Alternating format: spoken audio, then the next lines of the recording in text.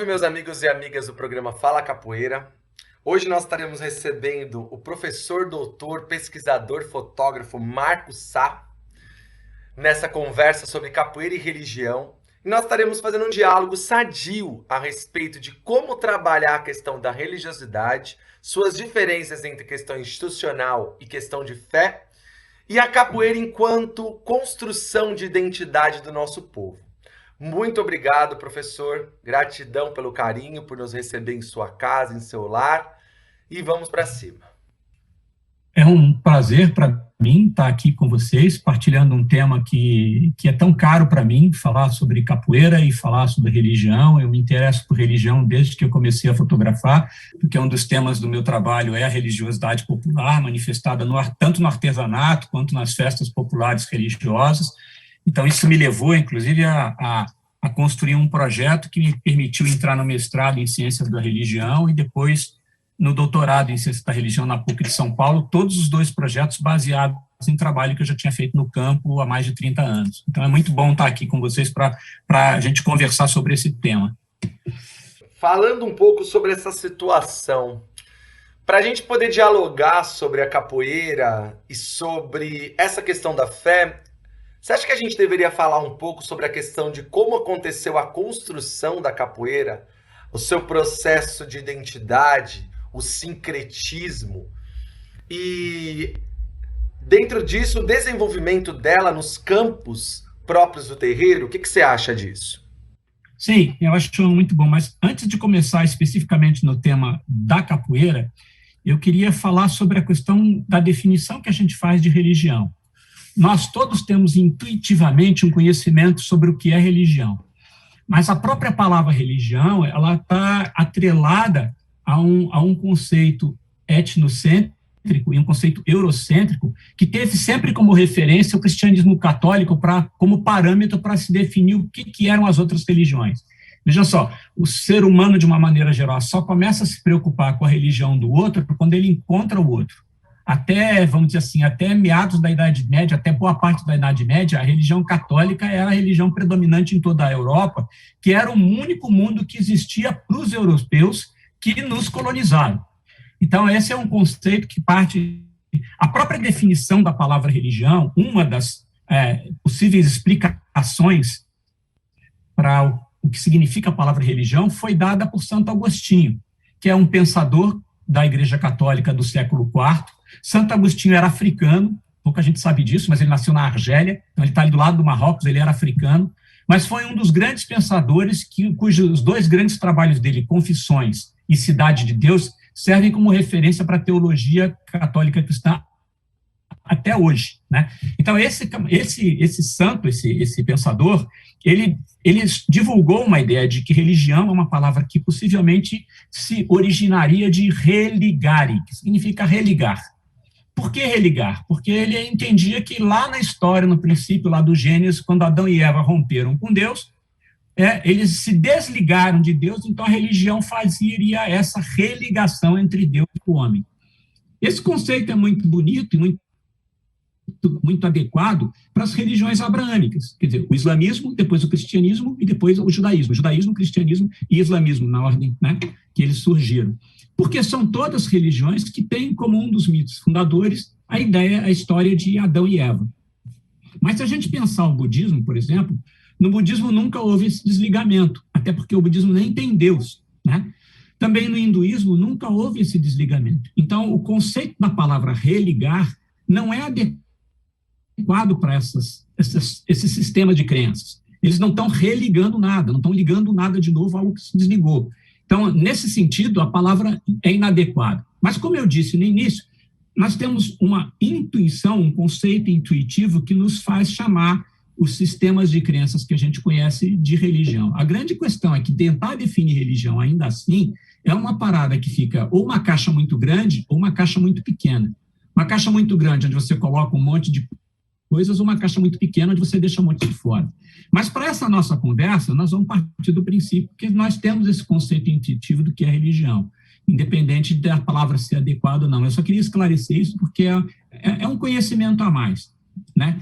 Então, como você falou da questão da formação da capoeira e da questão do sincretismo, eu diria, entrando também na definição do que a gente conhece, do que a gente entende como sincretismo, se formou também intuitivamente e popularmente um conceito de que sincretismo é uma ideia de que os africanos usavam imagens ou coisas do catolicismo para disfarçar ou para fingir a maneira como eles, de fato, se dedicavam aos seus cultos. Essa definição, ela pode até ter acontecido em alguns trechos da história, algumas partes da colonização, mas ela não explica os 350 anos de escravidão. O processo é muito mais longo, muito mais complexo, né? O cristianismo católico chegou na África 15 anos antes do Brasil ser encontrado por Cabral, através de um camarada, um navegador chamado Diogo Cão, que começou uma relação com o Congo, uma relação de comércio muito intensa, onde ele comprava marfim, comprava peças de ferro, comprava sal, comprava outras coisas. E também um comércio que trazia coisas como cavalos, tecidos para a África. Há registros de que pessoas, membros das cortes africanas, foram para Portugal nesse período para aprender os costumes portugueses e alguns até voltaram já divulgando a religião católica. Então, a religião católica entrou nessa África e ela foi absorvida pelos africanos 15 anos antes do Brasil ser encontrado e, vamos dizer assim, 50 anos antes dele começar a ser colonizado. A gente não pode chamar essa introdução do catolicismo na África de uma conversão, não é isso. Conversão é porque também é uma palavra que vem do conceito católico, do conceito islâmico, do conceito judaico, de que você tem uma religião que é única e uma coisa não mistura com a outra. Esse compartilhamento não existe, é compacto, é fechado. Quem é muçulmano é muçulmano, quem é cristão, quem é judeu, e essas coisas não se misturam. O próprio conceito de religião, nesse aspecto, ele é duvidoso, porque eu sempre falo, se a gente voltasse no passado e perguntasse para Abraão, para Moisés ou para o próprio Jesus Cristo qual é a sua religião, ele provavelmente não teria resposta. Porque até hoje tem culturas que não têm uma palavra que possa ser traduzida como religião, ou o contrário, você possa traduzir religião para o idioma deles. Ser judeu, Abraão era um patriarca que começou o povo hebreu, Moisés era um líder judaico, Jesus era um líder carismático judaico, mas ser judeu não é uma religião como a gente define hoje. Ser judeu era uma etnia, era um grupo, era uma cultura, era um grupo de pessoas que compartilhavam ideias comuns, inclusive a ideia de Deus único. Então, não era exatamente um conceito de religião. Tá? Assim, nesse sentido, para os povos africanos, eles também não tinham essa ideia de que você tem que ser ou de uma coisa ou de outra.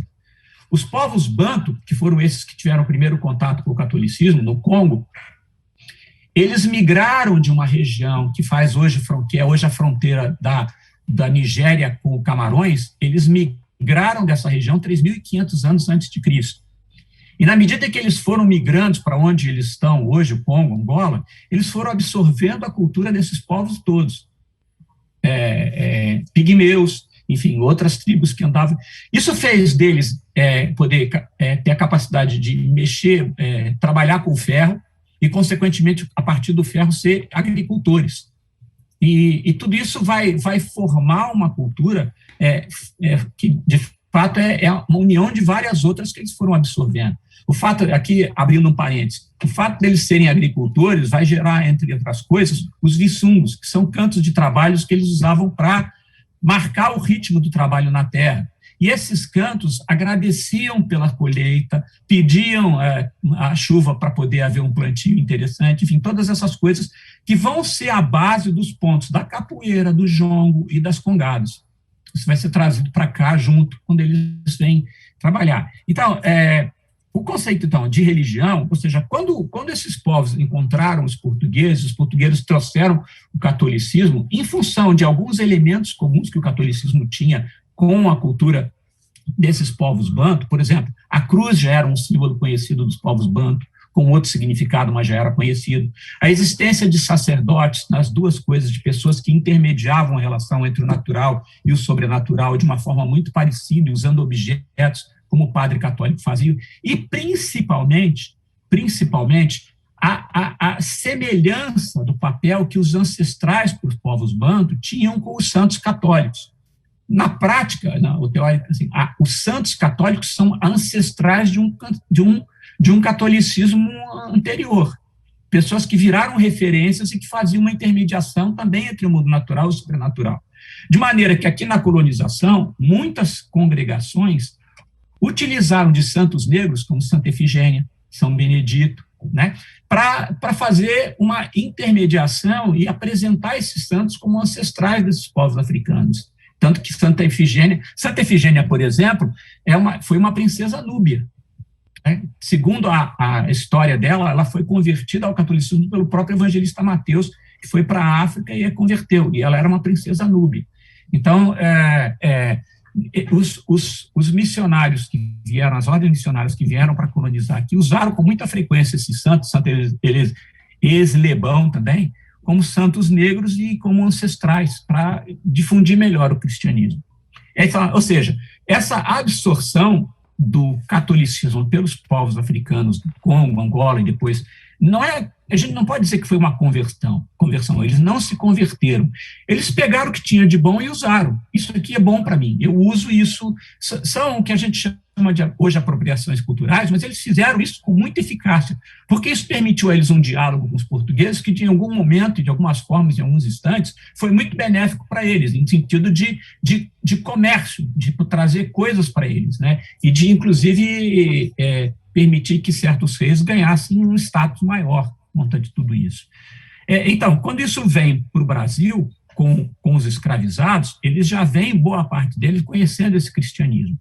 E vai gerar aqui um cristianismo, vamos dizer, africano, né, um africanizado, que é a base, inclusive é uma das bases, é um dos alicerces da nossa cultura popular, da nossa religiosidade popular, que está muito atrelada a essas coisas da devoção aos santos, já de Portugal, mas que mistura nesse cenário bastante interessante, bastante colorido da cultura africana que veio para cá. Então, a capoeira, ela nasce nesse cenário, né? A despeito da gente falar muito da Bahia como origem da capoeira, tem um trabalho, eu vou até mostrar para vocês aqui, se eu puder partilhar a tela. Então, esse livro, do Carlos Eugênio Libano Soares, A Capoeira Escrava, é um livro de 600 páginas, em que ele apresenta uma origem diferente para a capoeira no Rio de Janeiro, com inclusive uma outra origem para o nome capoeira, né? E ele faz esse trabalho baseado em boletins de ocorrências que ele colheu em delegacias do Rio de Janeiro. Então, são documentos, coisas que, vamos dizer assim, na história da capoeira da Bahia, tem pouquíssimas vezes isso, né? Não tem tanto documento assim. Então, ou seja, a gente não tem, assim, uma certeza tão grande da origem da capoeira, mas sabe que ela é de origem que nasceu entre os escravizados africanos, né, que começaram a fazer isso aqui. Mas, acima de tudo, o importante que eu acho é que a capoeira ela nasce num contexto cuja base é banto, porque a nossa cultura vem de uma base banto. Os iorubás que se fortaleceram na Bahia, que se tornaram referência para nós sobre quase tudo que é afrodescendente, eles só se tornaram majoritários no recôncavo baiano e na Bahia em 1820. 30 anos depois, teoricamente, o tráfico de escravos foi abolido, né? E depois, em 1888, vem a Lei Áurea.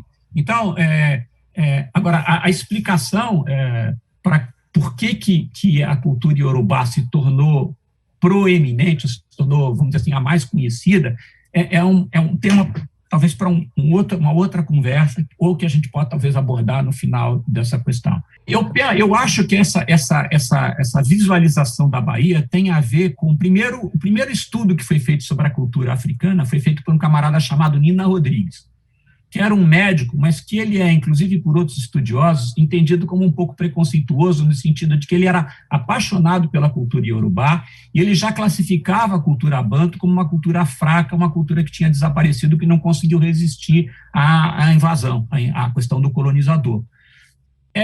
Tem outros trabalhos que mostram que, na verdade, o banto estava na Bahia, mas que o Nina Rodrigues não quis olhar para eles, porque ele fechou a pesquisa dele só em Salvador. Ele não foi para muito mais do que isso. Então, esse primeiro foi o início da pesquisa sobre a cultura africana, com Nina Rodrigues, que ocorre mais ou menos no mesmo momento em que a Bahia começa a ser romantizada e apresentada através de outros formadores de opinião da época, vamos dizer assim. Por exemplo, você tem Pierre Verger na fotografia, tem o Caribé na pintura, tem o Caymmi na música, né? Tem o Jorge Amado na literatura, isso é tudo mais ou menos nessa época. E essas pessoas frequentavam terreiros de capoeira. E essa foi a chave quem me deu a chave para fazer essa leitura foi o meu mestre de capoeira, que ele me disse uma vez, olha, na Bahia tinha muitos mestres bons, mas esses que ficaram mais conhecidos porque pessoas notórias frequentavam os terreiros dele e divulgavam isso. Marco, fala quem é seu mestre, que as pessoas alguém pode Mestre Miguel Machado, do Grupo Cativeiro. Desculpa, Imagina. Importante falar isso, é claro. Então, e aí, a partir daí, eu falei, é por isso que a Bahia também virou referência. O gozado é que a gente tem um pesquisador que se chama Costa e Silva, que justamente num vídeo, num site chamado Nós Transatlânticos, ele confirma exatamente isso, né? De que a Bahia, eu vi esse processo de romantização da Bahia através dessas figuras que começam a divulgar a Bahia. Eu lembro que eu era jovem, a gente ia passar Réveillon na praia de Ipanema, Copacabana, e atrás na praia, na Vieira Solto, tinha aqueles apartamentos de altíssimo padrão, apartamentos enormes, né? E as pessoas passavam toda a noite do dia 31 tomando champanhe, tomando uísque importado, e quando dava meia-noite, eles saíam dos apartamentos, tiravam os sapatos e vinham para a praia jogar flor para Iemanjá. Era gente que nunca tinha contato com o terreiro ou com o candomblé, a não ser nessa época, porque virou uma coisa exótica, bonita, interessante, diferente, né? E isso também influenciou imagino essa, não que seja ruim, mas acho que é uma explicação porque a cultura iorubá se tornou referência para quase todos os afrodescendentes que desejam falar de Bahia, que desejam falar de negritude, que desejam falar de cultura africana. E o meu trabalho na dissertação de mestrado foi justamente tentar romper um pouco esse paradigma e mostrar que nós somos muito mais devedores da cultura banto do que de qualquer outra cultura africana que tenha vindo para cá. Esse debate da questão da construção da identidade do nosso povo é um debate que deveria ser um grande debate de referência, né? Mas que, infelizmente, eu gostei muito do seu olhar em relação a Nina Rodrigues, porque eu tive alguns estudos em relação a isso e eu sempre imaginei, né? Eu já tinha tido esse olhar teu também, não, igual você falou, da discriminação, talvez por questão de uma paixão, mas eu sempre visualizei também pela quantidade de pessoas que veio no século XIX. Mas eu acho que a sua provocação ela é fantástica, porque ela traz um outro olhar, que é um olhar da relação cultural, romantismo, e fantástico para a gente poder discutir e desenvolver, produzir, né, Marco? Produzir. Então, para você ter assim, só uma referência e um exemplo de como é que isso é verdadeiro, nós temos no nosso português coloquial centenas de palavras que estão, inclusive, no dicionário banto bom, fugiu o nome, depois eu me lembro, que são palavras que estão no nosso português colonial e que são de origem banto. Moleque, cafundó, bagunça, bunda, quiabo, macaco. Essas palavras não são de origem portuguesa, não são de origem europeia, elas são de origem africana banto. Por outro lado, as palavras do vocabulário iorubá, elas estão restritas aos terreiros. A gente não tem palavras do iorubá que tenham influenciado o nosso português. Isso mostra como foi importante a presença do banto aqui para nós, como é que eles nos deram uma base para a gente ser o que a gente é. Isso, inclusive, precisava ser mais discutido com os afrodescendentes, com as pessoas afrodescendentes, porque, como eu digo, eles não tiveram a oportunidade, historicamente, de aprender sobre a sua própria história, e quando tiveram, foi uma história que foi contada por outras pessoas. Então, na medida em que esse cenário iorubá, ele cresce, infelizmente, diminui o cenário banto. E a gente está vendo todos os dias, quem está lendo sobre isso, quem está procurando sobre isso, está vendo todos os dias que o banto está aqui na gente. Nós somos banto e não sabemos. Eu tenho um texto que eu falo exatamente isso, né? Nós não sabemos. Mas, enfim, o que mais? vamos adiante. Eu estou escrevendo aqui tudo que você está falando, porque você sabe que eu trabalho com poesia e música, então Legal. estou aproveitando aqui para poder criar. Você está dando muitas referências maravilhosas. Seguindo a nossa conversa, você falou sobre o contexto que a capoeira nasce. Eu tive uma conversa no Sesc, que vai sair no próximo mês, em relação a esse questionamento da capoeira e a religiosidade. E um dos debates que nós tivemos antes de falar exatamente sobre alguns movimentos que nós temos visualizado, eu gostaria que você falasse um pouco sobre essa imaterialidade. Como que é o seu olhar sobre esse processo de salvaguarda da capoeira no Brasil? A importância do imaterial na construção da identidade do nosso povo, da construção da identidade da nossa memória, da nossa história e das nossas relações culturais. Porque nós visualizamos muita prisão em relação àquilo que é físico, né? Então, assim, é o prédio, é a arma, é o ornamento. E as pessoas não visualizam o que você acabou de falar, o nosso trejeito, as nossas palavras, os conceitos que usamos enquanto a imaterialidade. Gostaria que você falasse um pouco sobre isso, por favor. Então, eu fui obrigado, digamos assim, a tentar entender um pouco sobre isso, embora não seja exatamente a minha área. Mas como eu trabalho fotografando coisas que são patrimônios, materiais e imateriais, eu também, para falar disso, eu precisei me inteirar. A questão do patrimônio imaterial, ou a patrimônio cultural, foi uma ideia que o IPHAN teve a partir, inclusive, de coisas que vieram de fora, vieram da Unesco, né? O patrimônio imaterial, ele não é tombado, é feita essa salvaguarda. Você só tomba patrimônios materiais, tá certo? Isso me foi dito por um técnico do IPHAN. Você tomba prédios, tomba igrejas, tomba monumentos, enfim. O saber, quer dizer, o que está relacionado ao saber, ao fazer e ao saber fazer, é que se tornou patrimônio imaterial.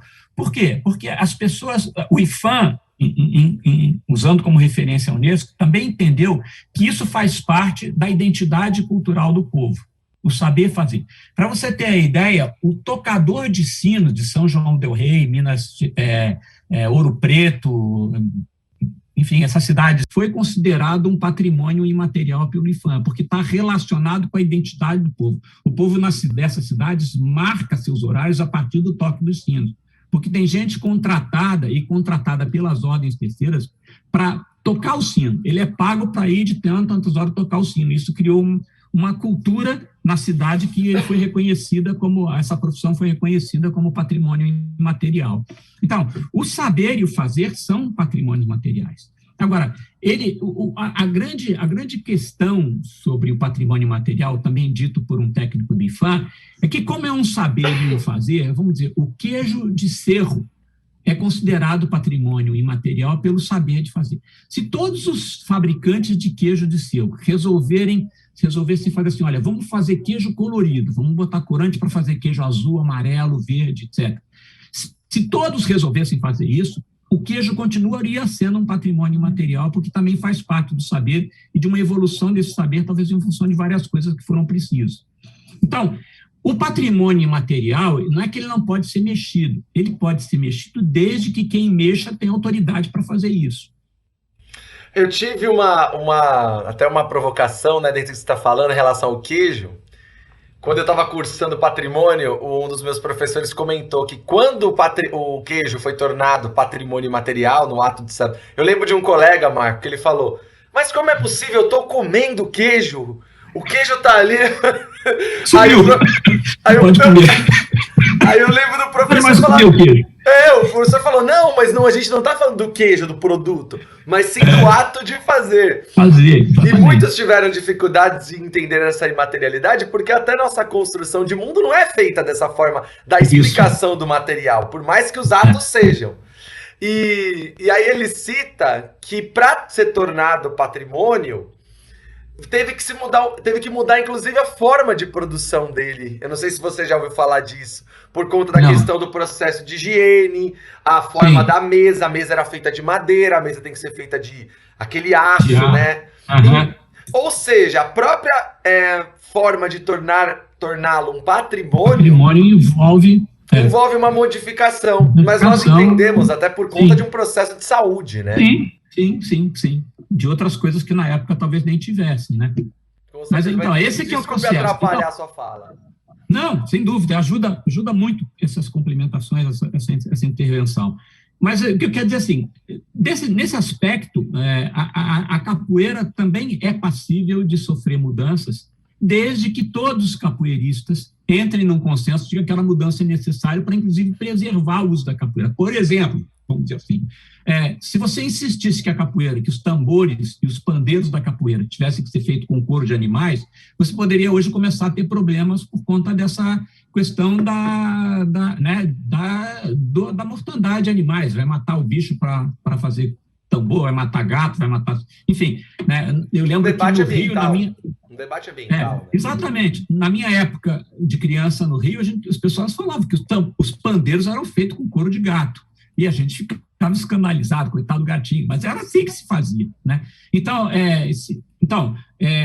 se os capoeiristas chegarem à conclusão que, por conta de todas essas dificuldades, passam-se a usar pandeiros e tambores com revestimentos de material sintético, isso não vai fazer com que a capoeira perca a sua originalidade e o fato de ela ser patrimônio. Mas são mudanças que tem que ser o consenso. Quando a gente fala dessas dinâmicas que você colocou, e a capoeira ela entra nessa dinâmica, na transformação do tempo e no espaço, então ela não é algo travado, ela se transforma.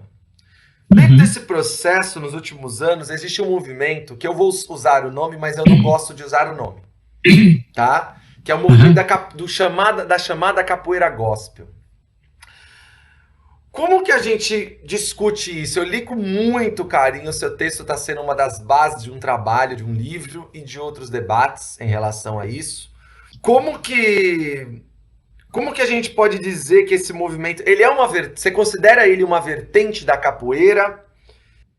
Eu gosto de começar essa conversa com um exemplo que me parece muito claro. Imaginem que nós encontrássemos um grupo de capoeiristas cantando e tocando coisas relacionadas ao profeta Maomé, que Allah esteja com ele, e a trechos do Alcorão. Né? Será que a gente poderia dizer que isso é uma coisa que destrói o patrimônio? Porque, veja só, se a capoeira surge no Brasil e nós tivemos escravizados que eram islamizados, chamados os malês, será que não seria possível que um grupo de malês resolvesse jogar capoeira e, de repente, começasse a usar, não a cultura, usar parte da cultura dele para fazer os pontos? Né? Então, acho que seria viável entender uma capoeira que usasse o Alcorão. E, seguindo nesse aspecto, eu considero que seria viável um grupo de capoeira que, de repente, resolvesse falar de Jesus. Eu acho que isso é viável. O que eu não acho viável é que você use isso como substituição de algo que você considere demoníaco, porque aí você está fazendo um juízo de alguma coisa que você não conhece. Eu optar por cantar, por exemplo, o mestre Suassuna fez uma música que fala do abecedário, né? A de atabaque, B de capoeira, B de berimbau, C de capoeira. Ele usa palavras da capoeira, mas ele está usando para alfabetizar pessoas. Esse, vamos dizer assim, não é a origem dos pontos da capoeira. Como eu disse, a ponta da capoeira vem de Vissungos, que quando vem para o Brasil, os escravizados começam a usar os pontos com palavras cifradas ou com palavras do umbundo, do quibundo, para passar mensagens um entre o outro, inclusive para fazer piada com os feitores. Chamar o feitor de uma madeira que é podre, de uma madeira que dá bicho, de uma madeira que, né, embaúna, embaúba. Então, eu considero que se alguém quiser jogar capoeira falando sobre passagens do Evangelho, passagens da Bíblia, eu não considero que seja uma destruição da cultura. Eu acho que é uma adaptação. O que eu considero negativo é que você faça isso justamente porque você acha que falar de orixá, falar de santo católico é uma coisa pecaminosa, demoníaca, vergonhosa. Porque você cria um juízo. Eu penso assim, o racismo não está no que você faz. O racismo está na intenção que você tem quando faz. Você tem que ter a intenção de humilhar, de ofender, de diminuir, para usar. Eu vejo, por exemplo, aqui a palavra mulata, que muita gente evita de usar, porque diz que origem é de mula. Já tem pesquisadores que afirmam uma outra coisa. que a palavra mulato é uma palavra de origem árabe, muçulmana, que quer dizer justamente uma pessoa que é filha de uma pessoa muçulmana com uma outra que não é muçulmana. Então, ele seria um mestiço. Então, a gente já tem uma controvérsia na origem da palavra. Mas, quando eu aprendi na escola sobre mulatos, estava associado a cafuzo e mameluco. Nunca teve associado a uma mula. Então, mulata sempre foi para mim, o conceito da palavra mulata sempre foi alguém que é filho de alguém branco com alguém negro. Eu nunca associei isso como uma forma pejorativa. Portanto, eu nunca chamei alguém de mulata para humilhar, para ser racista. Era sempre alguém que fala, pô, você é louro, você é careca, você é branco, você é japonês. Nunca foi uma intenção. Então, às vezes eu penso assim, é preciso investigar a intenção de quem fala para descobrir se o que a gente fala é racismo. Porque muita coisa que é estrutural, a gente já não sabe, mas que também, digamos assim, não é intencional. Não é a intenção da pessoa ser racista, embora ela possa se referir usando expressões taxadas como racista. Mas então, a questão da capoeira gospel, e aí eu acho que é uma questão bastante complicada, porque eu li se não me engano, foi uma dissertação de mestrado, que depois, se vocês quiserem, eu passo para vocês, de uma pessoa que justamente estudou essa questão da capoeira gospel. E ele entrevistou vários capoeiristas gospel, e capoeiristas que não eram evangélicos, e entrevistou evangélicos que não eram capoeiristas.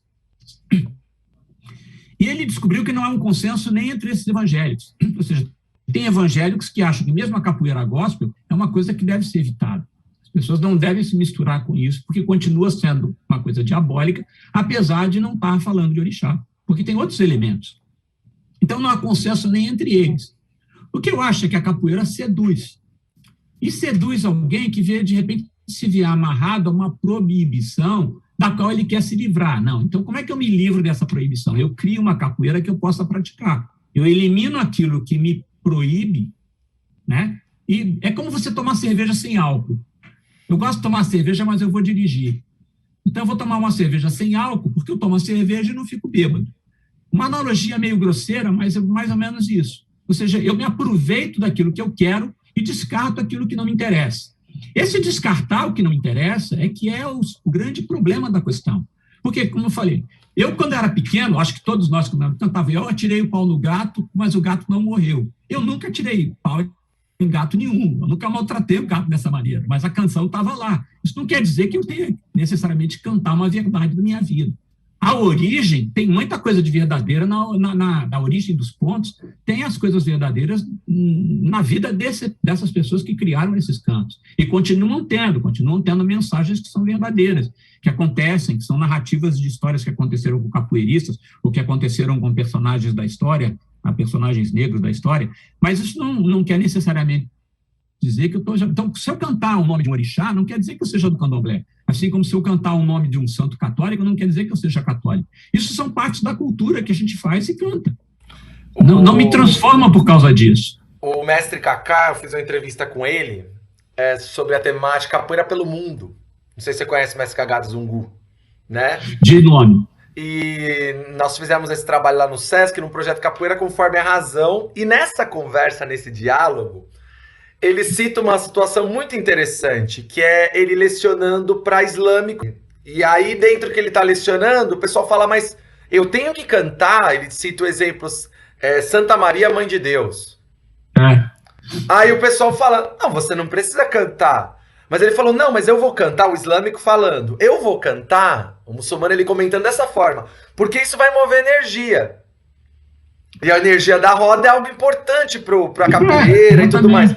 É o que você citou. Ele cita, inclusive, mas Kaká, segurança sobre a fé dessa pessoa. Exatamente. Existe uma segurança no processo da sua fé que nada do que você vai falar vai te converter, que é o que você falou dessa conversão podre. Exatamente. E mais do que isso, imagina você ensinar capoeira para um alemão, na Alemanha. Na Bélgica. Né? Eles estão cantando coisas que eles nem direito entendem o que é, eles repetem sons. Né? Então, esse que você está falando é o que me permite, por exemplo, como a gente já fez, fazer uma roda num terreiro de candomblé, ou visitar um terreiro de candomblé. E nesse aspecto, assim, E isso abre para uma outra questão que é mais a nossa humanidade, a capacidade de você dialogar com outras culturas e respeitar as escolhas de outras pessoas. Cantar sobre o orixá, para mim, é um respeito às escolhas que essas pessoas têm e que formaram uma parte importante da capoeira.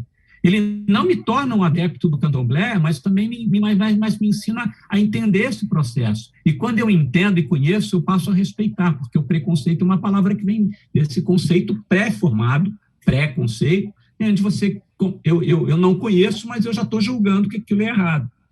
Então, a questão e isso você aborda um ponto que é particularmente interessante, que é essa insegurança da questão desses evangelhos neopentecostais, que obriga eles a querer converter todo mundo. Porque, assim, quando todo mundo está pensando como eu, então eu estou certo. Já Nelson de Rodrigues dizia que toda unanimidade é burra, né? Porque se todo mundo achar que o caminho é por um abismo, né, todo mundo vai cair no abismo. Então tem que alguém parar e falar, peraí, pô, não vai por aí que vai treta. Ou seja, mas essa insegurança de você querer que o outro seja como você, para que você se justifique, para que você se sinta aceito, para que aquilo que você fala seja considerado verdade, porque não tem questionamento. Né? Se todo mundo pensa igual, você não questiona, então fica uma verdade absoluta. É muito complicado isso, mas eu a minha postura é que eu desisti de entrar nesses embates, porque eles não são racionais. Alguém que faz uma questão alguém que busca uma fé que não é racional, que é algo assim, porque eu não sou teólogo, e eu nunca discuti isso com teólogo, mas para mim tem uma maneira que você cria, assim, que você cria uma teologia a partir da fé, e tem uma maneira que você cria a fé a partir da teologia. Ou seja, eu leio a Escritura, e é baseado naquilo, eu crio a minha teologia. Essa é a teologia que vem da fé. Ela corre o risco de ser fundamentalista. Se, todavia, eu crio uma teologia e depois eu vou pensar a fé, eu leio o texto, eu faço o que se chama exegese do texto, quer dizer, quando que esse texto foi escrito? Para quem que ele foi escrito? O que significa especificamente essa palavra que está nesse texto? O que ela significava na época? Porque se eu falar para você, cara, Vitor, aquele violão que está no fundo da sua sala, puta, aquele violão é um barato. Você não vai entender que eu estou dizendo que ele custa pouco. Porque você sabe o contexto que eu estou falando. Mas, se eu falar para você, se você não sabe desse contexto, eu falo, Vitor, a Ferrari é um barato, você vai dizer, puxa, o Marco Antônio deve ser milionário, porque ele está dizendo que um carro que custa 1,5 milhão é pouco. Então, você interpreta as coisas a partir de um entendimento errado do significado da palavra. Isso é fundamental, porque os textos que foram escritos numa determinada época, num determinado lugar, e as palavras que eram usadas tinham significados diferentes, eram aplicadas de forma diferente. Algumas nem têm uma tradução perfeita para o que a gente está usando. Então, esse exegese faz você criar uma teologia para depois você definir em que você vai acreditar baseado nessas coisas. Isso cria uma fé mais racional. Isso é tão perigoso, não sei se eu te comentei, mas eu sou professor de ciências humanas, né? E eu leciono também para fundamental e médio. Né? E quando você está lecionando para essas crianças e você chega num aspecto muito básico geográfico, onde existe sempre um debate determinado ano, 6º, 7º ano, que é quando eles estão trabalhando Roma, né? Em que você tem o aspecto da figura de Jesus, enquanto personagem histórico, não personagem religioso. Sim. E você faz um questionamento da cor, da pele, do contexto étnico de Jesus. Isso gera sempre, Marco, sempre. Um grande debate e, muitas vezes, um ataque da família à instituição que eu leciono, porque eu não devo falar disso. A gente está falando de um local... História! Estamos de história. Não, e você está dando um exemplo básico. De religião. Tem uma questão étnica. Está falando de uma localização geográfica. E aí você fala, mas espera aí, a criança por si só, mas é impossível então Jesus ter um olho claro, cabelo liso, pele branquíssima.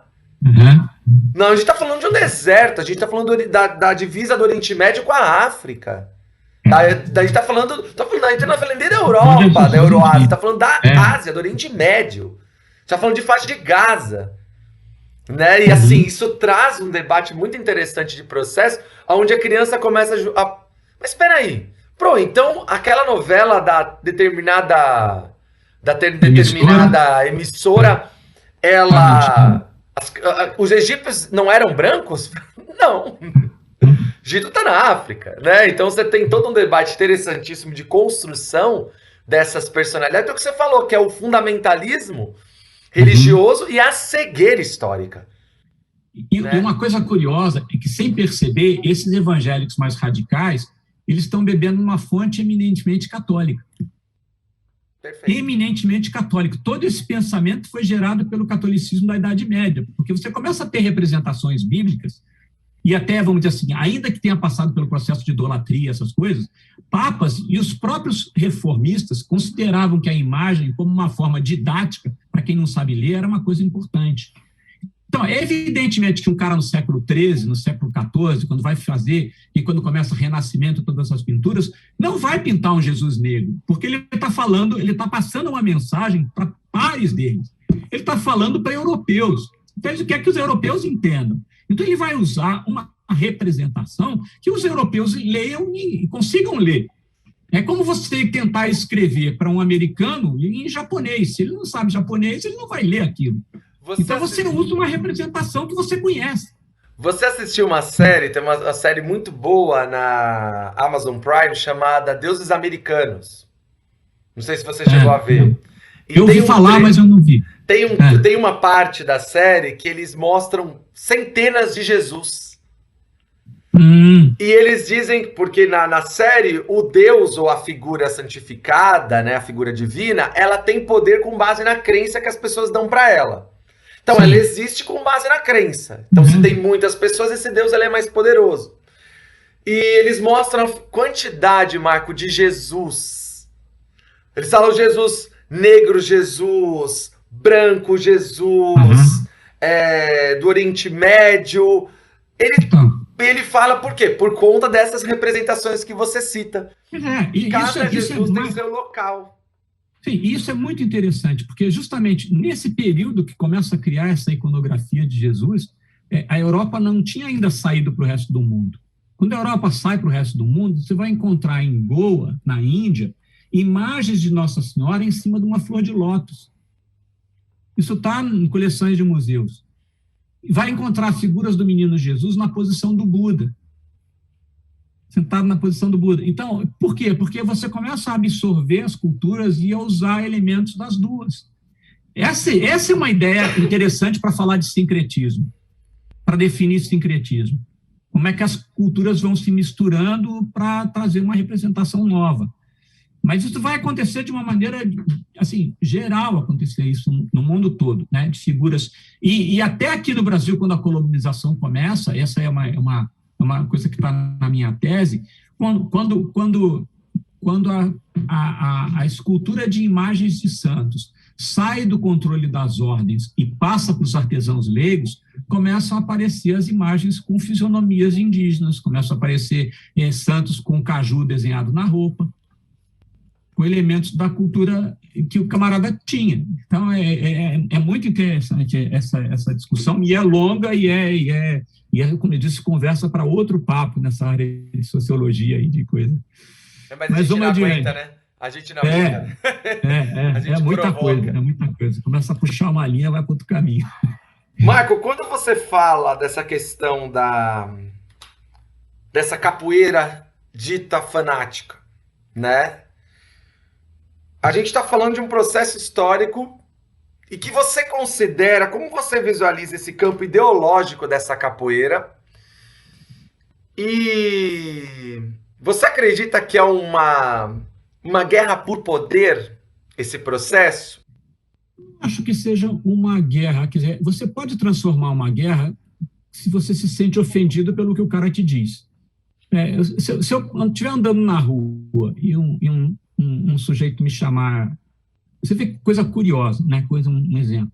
Eu estava dirigindo outro dia ali na Avenida Jabaquara e tinha um caminhãozinho na minha frente. Eu desviei do caminhãozinho para o lado, o caminhão também veio desviado. Aí eu voltei para cá, o caminhão ia para passar. Nesse vai e vem, eu sem querer devo ter fechado um motoqueiro. O motoqueiro passou por mim e me chamou de uma coisa que está relacionada à homossexualidade, um nome, baitolo ou qualquer coisa assim. O motoqueiro era negro. Eu fiquei pensando, acabei de ser chamado de gay por um motoqueiro negro. Será que esse camarada não sabe o que é preconceito? Sabe? Quer dizer, uma pessoa que com certeza já foi vítima de preconceito tem a coragem de me chamar de gay como se fosse um xingamento. Se eu chamar ele de negro para xingá-lo, ele vai se sentir ofendido. E se eu for gay, né? Por que gay é xingamento? Então, assim, eu não me senti ofendido. Então, se um bêbado me chama diz que a minha mãe era uma prostituta, passa por mim, você filho de uma... Eu não vou me sentir ofendido. Então, isso depende muito da tua própria autoestima, de como você se sente com isso. Eu reconheço que, vamos dizer assim, o processo da capoeira, pelo processo histórico de ter sido tanto perseguido, continuar sendo perseguido, ser discriminado muitas vezes, isso cria entre os capoeiristas uma aversão a qualquer coisa que os confronte. Eu acho que a capoeira gospel, de uma certa forma, merece o nosso desprezo, no sentido de que ela não é uma coisa significativa, ela não é uma coisa cultural, ela não é referência nem para os próprios evangélicos, ela é uma coisa oportunista por gente que quer jogar capoeira e não quer deixar de ser evangélico, e tem medo de deixar de ser evangélico, talvez por conta disso. Então, eu sinceramente não acho que seja algo que mereça um embate tão profundo, porque você começa a dar importância demais a isso, aí é que ele fica importante. Eu entendo assim, eu entendo que não é algo que devesse nos preocupar, ela não vai influenciar o nosso processo de capoeira, ela não vai modificar o que a capoeira é de verdade, e a tendência com o tempo, eu acho que é que se a gente não ficar falando disso, esse negócio se extingue, ou vai ficar reduzido a alguns guetos, poucos grupos que vão fazer isso e que não vão encontrar respaldo para continuar fazendo. Porque se você restringe, por que a capoeira se desenvolve tanto? Porque várias pessoas praticam capoeira da mesma forma em todo lugar do mundo. Há uma linguagem universal que transmite. Então, se eu for para a Alemanha, encontro jogando capoeira do jeito que eu jogo. Se eu sou um capoeirista gospel, eu não posso sair daquele meu reduto. Eu não posso sair daquela minha panelinha. Porque se eu for para outro lugar, eu não encontro maneira de desenvolver essa capoeira. Então, eu acho que se a gente despreza isso de uma certa forma, um desprezo que eu digo assim, não é que fingir que não existe. A gente sabe que existe, mas é não dar importância, não ficar entrando nesses debates. A capoeira tem outras questões muito mais significativas, muito mais importantes para serem debatidas entre os capoeiristas do que arrumar mais uma para causar mais atrito, mais conflito, da gente arranjar mais briga, sabe, mais confusão. Eu acho que o desprezo era, assim, é a solução para... Não vamos falar disso. Isso não merece a nossa consideração. É isso que eu quero dizer. A capoeira gospel não merece a nossa consideração. É como um bêbado que xinga minha mãe. Não merece que eu fique ouvindo isso que está acontecendo. Eles não vão conseguir mudar o que nós somos, nem o que os capoeiristas, de uma maneira geral, são. Eu acho que não é um processo tão forte. Esse pessoal é fechado e a conversão deles não vai passar por você, não vai, assim, o processo que esses camaradas querem no sentido de conversão não passa para converter você a ser um capoeirista gospel, né? O processo de conversão é transformar você num crente de que Jesus é o Salvador, e nesse é o aspecto dele. Jesus salve. Se perguntar para uma boa parte deles por que Jesus nos salvou, talvez eles não sabem explicar, mas ele morreu na cruz e fica por isso mesmo, né? Isso de fato é um embate, é uma questão delicada até entre católicos bem praticantes mesmo. Essa explicação é delicada. Mas, assim, eu acho que ela seduz algumas pessoas. E talvez essas pessoas, isso é uma análise de juízo, talvez não devesse estar aqui, mas eu penso que essas pessoas talvez não estejam tão seguras do que elas querem. Porque há evangélicos que não querem nem ouvir falar de capoeira, de jeito nenhum, nem gospel, nem não gospel, eles não querem. Portanto, é assim, a capoeira gospel não é um consenso entre os próprios evangélicos. Tem alguns que detestam qualquer coisa relacionada à cultura africana, são mais radicais ainda. Mas tem uma sedução no jogo, na música, em tudo isso, porque seduz. E é isso que eu falei, como é que eu resolvo essa parada? Né? O que me interessa? Eu quero tomar cerveja, mas eu não posso ficar bêbado. Então eu tomo cerveja sem álcool. E aí você exclui o que tem, e você faz alguma coisa que você gosta e não desagrada o teu pastor, que até bate palma para isso e que vai junto até às vezes. Mas eu assim, ainda que você tenha razão nesse aspecto de que seja crime, que desconstrói, que afeta, que não seja as coisas, eu não acho que seja um movimento que tenha a chance de ir para muito longe. Porque, mesmo entre os evangélicos, ele não é consenso. Ele não vai dominar nem os evangélicos, quanto mais dominar os capoeiristas. Por isso que eu acho que, assim, desprezar nesse sentido não dá a importância que ele parece ter. Porque a gente se ofende, às vezes, por coisas poucas. Tá bem, o cara está destruindo o nosso patrimônio, está alterando, mas eu continuo fazendo isso. Eu continuo valorizando isso. Os caras com quem eu jogo, as pessoas com quem eu me relaciono, continuam entendendo a capoeira como esse patrimônio e continuam cantando o orixá, independente de ser do candomblé ou não. É isso que a gente tem que fortalecer. É essa união e essa mentalidade que não importa o que você está cantando, porque o que importa é esse clima que a capoeira universal, esse Ubuntu, né, que é uma palavra até sul-africana, que a gente... Eu falo assim, a ideia da roda de capoeira é uma ideia que o mundo devia adotar. Porque, por exemplo, eu estou aqui sentado tocando berimbau e lá do outro lado da roda está um camarada batendo palma e cantando. Daqui a 20 minutos eu estou jogando com ele na roda.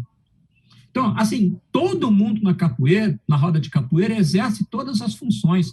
A roda de capoeira existe porque você equaliza. Mesmo quem não canta bem, acaba cantando, quer dizer, a única coisa que todo mundo sabe fazer muito bem é bater palma. Isso, indiscutivelmente, qualquer um faz. Mas nem todo mundo joga bem, nem todo mundo toca bem, nem todo mundo canta bem. Ainda assim, a roda continua existindo, independente dessas limitações, porque essas limitações não aparecem. Eu lembro uma vez que um monge budista conversando comigo falou sobre, ele estava entrando, eles tinham que cantar um mantra e tocar um sino, e um dos 3 monges que estavam juntos lá, um errou. E aí ficou aquela coisa meio esquisita, e eles foram contar isso para o mestre deles, para o mestre-chefe. Ele falou, olha, vocês deviam ter errado junto com ele, porque quando os 3 erram, o erro não aparece. Você se solidariza no erro e faz as coisas ficarem iguais. A roda da capoeira é assim, a despeito de alguém não jogar bem, o que joga melhor faz o troço funcionar, faz a roda funcionar. Apesar de alguém não tocar bem, o que toca bem leva as coisas adiante e supera a dificuldade do outro. Quem não sabe cantar, o outro que canta bem supera a dificuldade do outro cantar. E a gente vai superando as dificuldades um do outro, usando o nosso talento em prol da roda, que é o grande universo onde a gente vive. Esses valores são fundamentais para a gente aplicar na nossa vida. A compreensão de que as minhas qualidades servem para, eventualmente, superar a qualidade do outro, que vai, junto comigo, construir um mundo melhor para todos.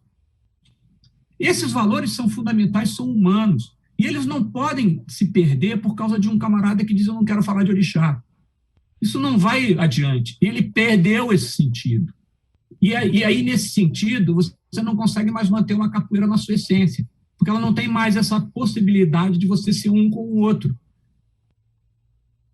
Entendeu? Que é o que a gente chama de compaixão. Compaixão não é pena. Compaixão é a paixão que você sente junto com o outro. Se você é apaixonado pela capoeira, e eu também, nós temos uma compaixão junto por esse processo. Por isso que eu cito para os meus amigos que falam sobre esse tipo de capoeira, eu falo que não é capoeira, é tudo menos capoeira. No extremo, você vai tirar o atabaque, vai tirar o berimbau, vai tirar os cordões que eventualmente tenham cores de orixás ou de qualquer outra coisa. Enfim, no final das contas, você fica fazendo... Eu vi uma vez um camarada que se propunha a ser personal trainer de capoeira. Falei, como é que é isso, cara? Porque eu ensino pra gente que não quer participar da roda, mas que quer aprender os movimentos. Eu falei, pô, e você chama isso de capoeira? Como que pode? Né? Como que pode? Personal trainer, quer dizer, você faz os movimentos, mas não entra na roda, não canta, não dança, não tem esse... A capoeira não é essa luta, porque ninguém luta capoeira, a gente joga capoeira. Isso é uma apropriação, você considera isso uma apropriação cultural? Então, eu defini apropriação cultural, como eu falei, eu tenho visto esse termo normalmente como pejorativo. E eu acho que não é pejorativo. A gente tem apropriações culturais desde que, eventualmente, o Neandertal encontrou com o Homo sapiens. E se a gente não tivesse apropriações culturais, nós não seríamos quem somos, né? Porque o macarrão que você come é uma apropriação cultural, a cerveja que você bebe é uma apropriação cultural. As saias rodadas que as mulheres usam nos terreiros de Umbanda e Candomblé, elas são uma apropriação cultural, não tem nada a ver com a África. Na África não se usa saia rodada. Isso é uma coisa que foi copiada das cortes. né? Então, a gente se apropria culturalmente de várias coisas, e isso tem sido o caminho que a humanidade encontrou para resolver problemas, que eles, de repente, encontram uma outra cultura que conseguiu descobrir como é que trabalha o ferro. E na medida que você trabalha o ferro, você consegue sulcar a terra. Então, você melhora o seu trabalho de agricultura. Se a gente não tivesse se apropriado do ferro, de que veio de outros lugares, nós não teríamos agricultura, nós não teríamos hoje o que nós somos no mundo de hoje. Não teríamos automóvel, né, não teríamos nada. Intercâmbio. Hã? É um intercâmbio. Não tem, é um intercâmbio. Então, assim, apropriação cultural, nesse sentido, eu considero que ela tem que ser benéfica. Você pode se apropriar de uma cultura desde que você não desmistifique essa cultura e não diminua essa cultura. Essa é uma definição de apropriação cultural que eu acho interessante. Agora, quando você pega a cultura do outro e fala, não, isso aqui não me interessa porque é ruim, isso não é uma apropriação cultural decente. Pode até a gente pode chamar de qualquer coisa, inclusive de apropriação cultural, mas eu diria que é uma apropriação cultural nociva. Você se apropria daquilo que não te interessa. Por isso que o exemplo que eu dei da cerveja sem álcool, ele é grosseiro, porque tomar cerveja sem álcool é bom, é uma coisa boa em todos os sentidos. Criar uma cerveja sem álcool é uma solução para quem quer tomar cerveja e não quer ficar bêbado. Então tem um aspecto positivo nisso, você não está desprestigiando a cerveja por causa disso. Mas a capoeira gospel, ela desprestigia uma coisa que não devia ser desprestigiada, porque é parte de uma história de um povo. E como eu disse, a gente não precisa se converter ao candomblé, ou se tornar um iniciado no candomblé, porque eu estou cantando uma homenagem ao orixá. Não precisa falar isso. Ainda mais que a gente vive num país que fundamentalmente está repleto de coisas. Nós temos feriados católicos, a padroeira do país é uma santa católica. Está cheio de coisas que a gente fica em casa por causa da data da morte do nascimento de um santo. Nós acabamos de celebrar aí São João Batista, acabamos de celebrar São Pedro, São Paulo. Pô, isso são feriados. E você fica em casa e fala, que bom que tem feriado. Pois é, o feriado por causa de uma homenagem ao santo católico. Então, eu não preciso me converter para usar eu não preciso ser católico para usar o feriado. Acho que essas coisas são... Assim, dar nome como isso, enfim, em resumo, chamar ou não chamar de apropriação cultural não é o cerne da questão. A questão é que o que eles fazem é predatório, é discriminatório, é racista, é pejorativo. E a gente não tem o direito de ser pejorativo com ninguém. Não tem o direito de transformar alguma coisa em, sabe, por mais que você não concorde, é o outro é o outro, e a gente sempre tem que olhar o outro com certo respeito, porque ele não, assim como ele não vai tentar me converter, e eu nunca vi um camarada do candomblé tentar me converter a ser candomblecista, nunca vi isso, né? Eu também não preciso ficar forçando as pessoas a pensarem do jeito que eu penso, só para que isso me dê segurança. Acho que fundamentalmente é isso, né? Se você tem a segurança na fé, que foi uma coisa que você falou, se você tem uma segurança na sua fé, você vai em qualquer lugar, você frequenta qualquer ambiente, você conversa com qualquer um, isso só te acrescenta coisas, só te faz ser alguém... Todas essas relações que eu tive com pessoas de outra religião só me tornaram um católico efetivamente melhor, porque eu aprendo a respeitar melhor os outros. Eu não querer impor ideias, saber até onde eu posso ir com as minhas crenças. Tem um filme interessante está passando aí na TV a cabo, chama Oslo. É uma conversa que aconteceu por baixo dos panos entre a questão do Líbano e Israel. Isso foi na década de 60, 70, final da década de 60, 70. E como os caras não se entendiam, porque tinha influências externas, eles criaram vamos dizer assim, um comitê paralelo, não oficial, com pessoas do Líbano, com pessoas de Israel, para discutir o que eles podiam fazer para resolver aquela questão. O fato é que, quando eles conseguem resolver, o primeiro-ministro de Israel é morto por um fundamentalista judeu. Eu lembro disso, eu era criança quando essa notícia passou, né? E aí, mas assim, na ideia de que os dois conversando começam a se entender, porque o judeu nunca tinha tido contato com o islâmico e o islâmico nunca tinha tido contato com o judeu. Então, essa aproximação fez eles se entenderem melhor e quase conseguir um acordo sem influência dos interesses dos Estados Unidos, da Inglaterra, de qualquer outra coisa. É nesse aspecto que eu preciso, que eu digo que eu me torno uma pessoa melhor quando eu conheço, porque essa discussão, o cara às vezes solta uma gafe, ele faz uma piada de mau gosto com uma coisa da cultura islâmica, e aí ele aprende que aquilo não é legal de fazer, que a gente tem esses limites para poder conversar com o outro, né? Eu acho que é isso, enfim. E você considera possível esse diálogo entre essa capoeira e a religião hoje? Então, sim, isso volta a uma questão de definição de religião, mas antes de falar de Brasil, a gente precisa compreender toda essa questão. Uma das coisas que tem a ver com esse conceito de religião baseada no catolicismo é uma separação intensa entre sagrado e profano. Isso gera, inclusive, a definição de Estado laico, porque o Estado laico compreende que a religião é alguma coisa que você faz no ambiente privado, portanto, você não pode trazer para o público. Na França, você provavelmente jamais conseguiria fazer uma festa de Corpus Christi como a gente faz aqui, que você faz tapetes no meio da rua, porque o espaço público não pode ser usado para benefício de uma religião. Tal é a laicidade do Estado deles.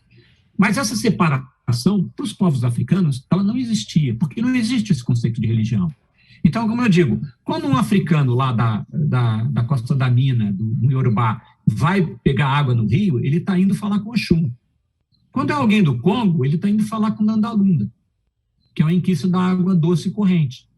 Então, essa ideia de que natural e sobrenatural, para não fazer essa divisão de sagrado e profano, que é uma coisa também discutível, o sagrado para mim pode não ser para você, o sagrado, né, o que é profano para mim pode ser sagrado para você, essa separação entre natural e sobrenatural não existe. As duas coisas estão sempre convivendo com esses povos africanos, por causa dessas energias que estão no nosso dia a dia, que estão no dia a dia deles, na Dandalunda, na Oxum, enfim, nas energias que compõem. Então, essa separação nunca existiu, né?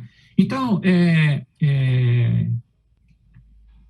nesse sentido, a questão da capoeira está ligada à religião.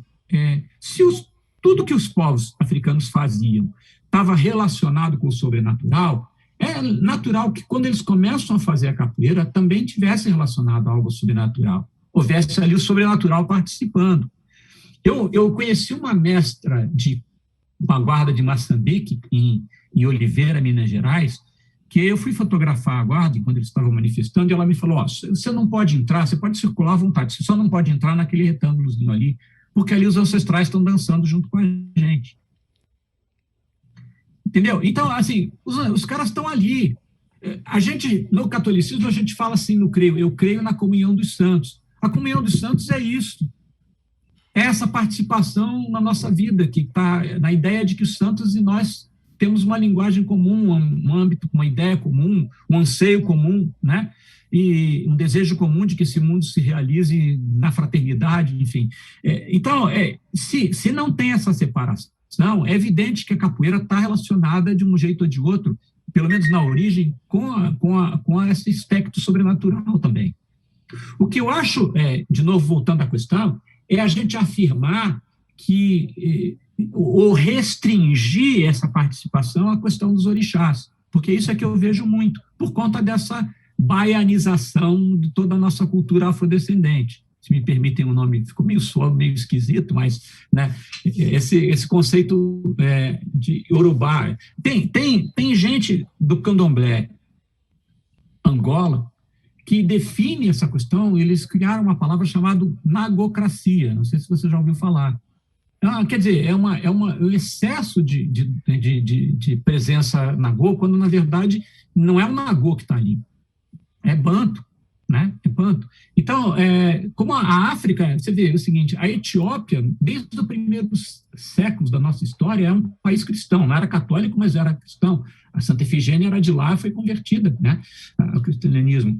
A parte superior do Saara era toda islâmica. A costa do Índico tinha influência islâmica muito forte, tanto que teve uma escravização.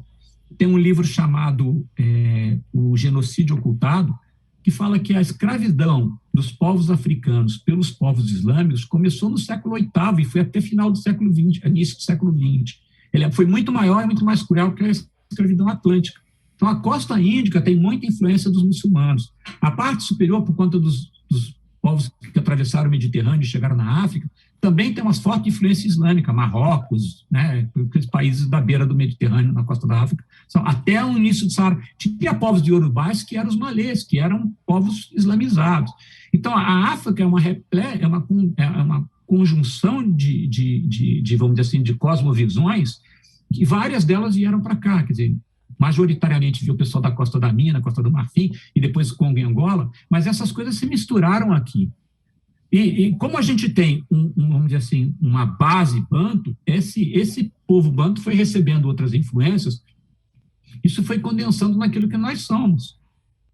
Então, assim, eu acho só, eu às vezes fico um pouco, não sei te definir a palavra, mas eu acho, me estranha hoje, depois de tanto que eu li, me estranha que a gente tenha uma roda de capoeira onde não se mencione inquice, onde se fale pouco de zambi, sabe?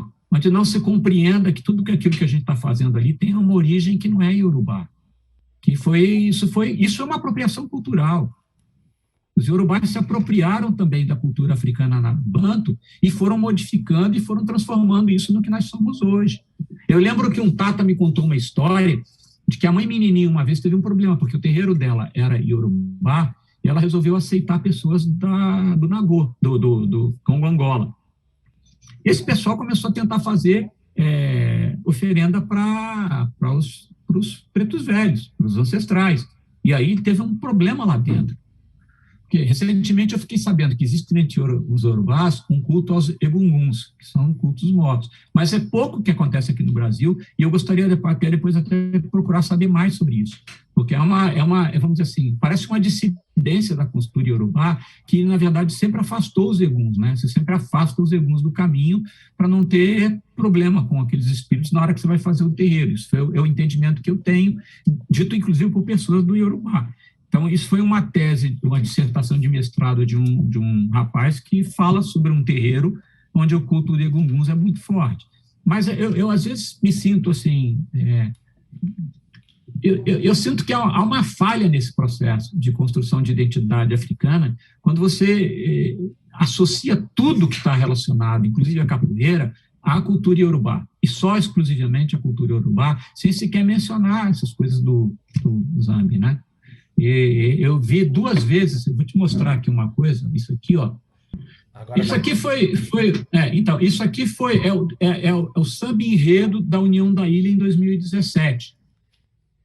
E que ela estava tratando, e ela trata especificamente de Quitembo. O tema dela é Glória ao Senhor do Tempo. Quitembo é um inquice que, quando os africanos bantu estavam perdidos, não sabiam, quando eles eram nômades, queriam saber o caminho, eles fincavam uma bandeira e deixavam o vento, que é Quitembo, mostrar o caminho. Então, todo terreiro de candomblé Congo tem uma bandeira para Quitembo instalada. Isso está muito associado, no Congado, à elevação da bandeira como início e fim da festa.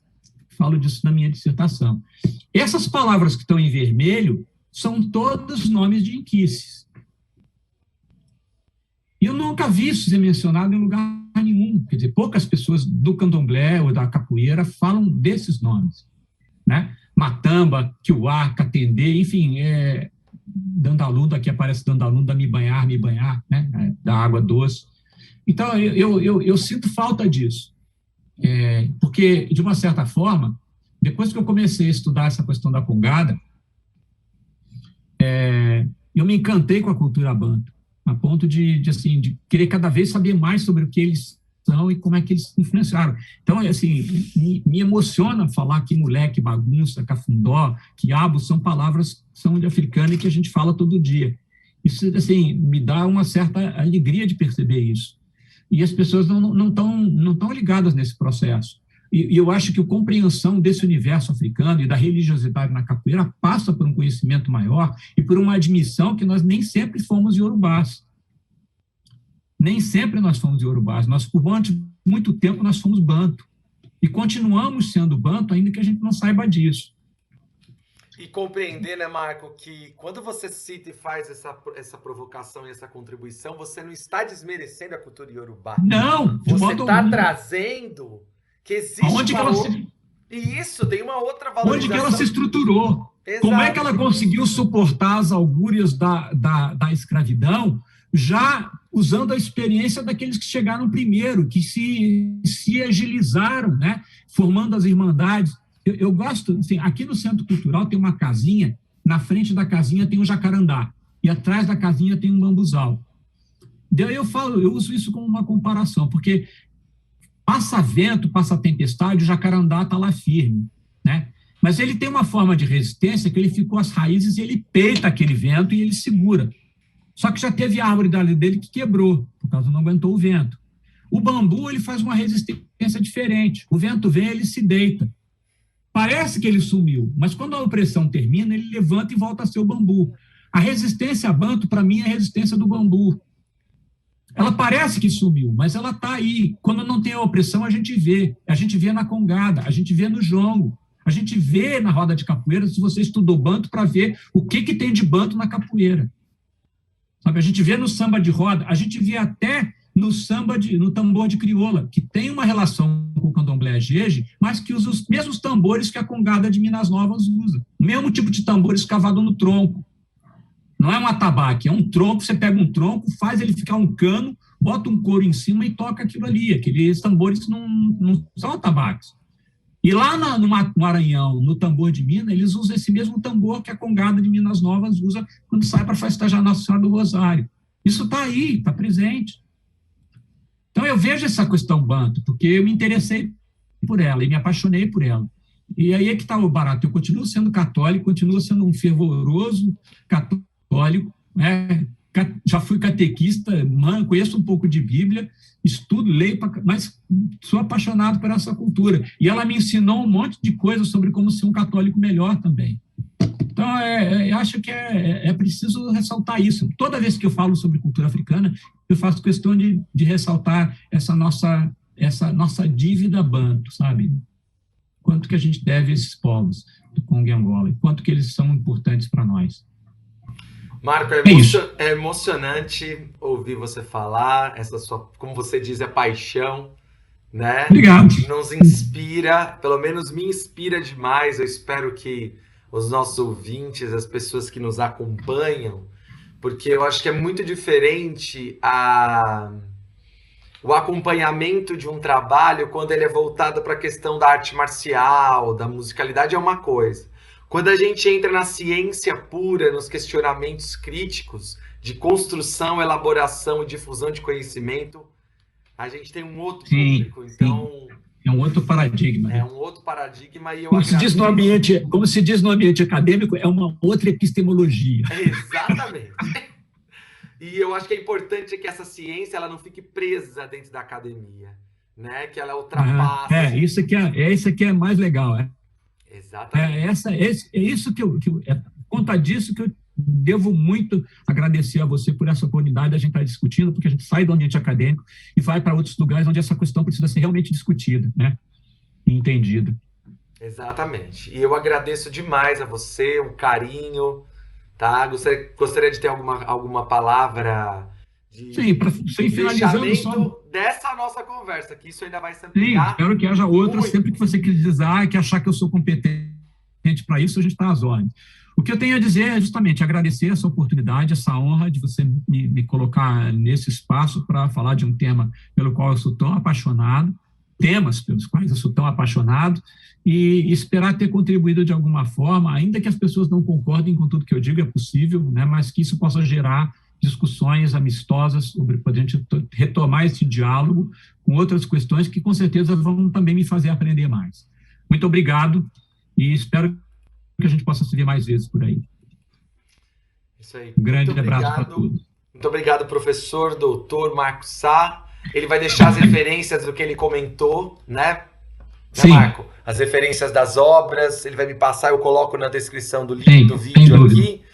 E vamos para cima, vamos continuar resistindo, vamos continuar desenvolvendo. Um abraço para todos, para todas, para todes e muito axé e muito amor para vocês. Felicidades para todos. Até lá.